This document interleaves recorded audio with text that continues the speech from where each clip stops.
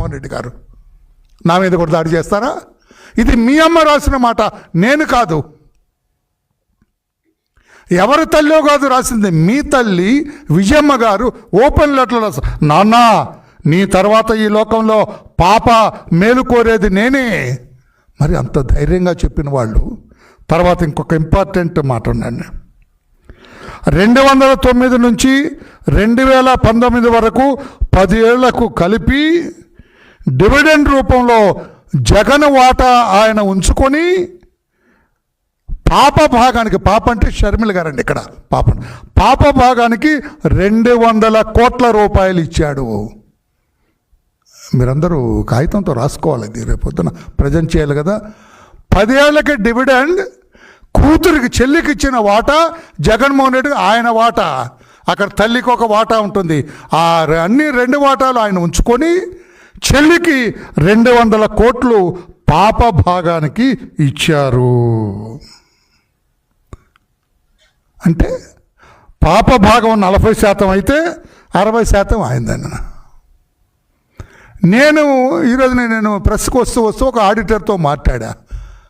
10 ఏళ్లలో ఒక డివిడెండ్ 200 కోట్ల రూపాయలు ఒక వాటాకు వస్తే, ముగ్గురులో ఒకరికి వాటా వస్తే మిగతా 4గురికి ఆ లాభం ఎంత వస్తుంటుంది తమ్ముడు అని అడిగా. లాభం మీద ఇచ్చేది dividend. For your kind information, లాభాల మీద వచ్చేది డివిడెండ్. లాభాల మీద వచ్చిన డివిడెండే 200 కోట్ల రూపాయలు ఈమె భాగమే. జగన్ గారిది తల్లిగారి భాగం ఆయన ఉంచుకున్నాడు. అంటే లాభం ఎంత ఉండొచ్చు అని చేస్తే 2500 కోట్ల రూపాయల పైనే రావచ్చు అని ఒక ఆడిటర్ నాకు చెప్పాడు. ఇప్పుడు వస్తున్నాయి 10-15 మినిట్స్ క్రితం మాట్లాడా.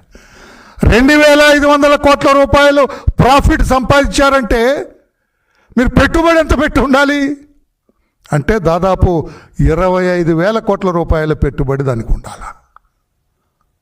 అప్పుడే 2500 కోట్ల రూపాయలు లాభం రావచ్చు. నేను అడుగుతున్నా ఈ రోజున జగన్మోహన్ రెడ్డి గారు, అంత ఆస్తి 2009కి ముందు మీకు ఎక్కడిది? సమాధానం చెప్పాలి కదా.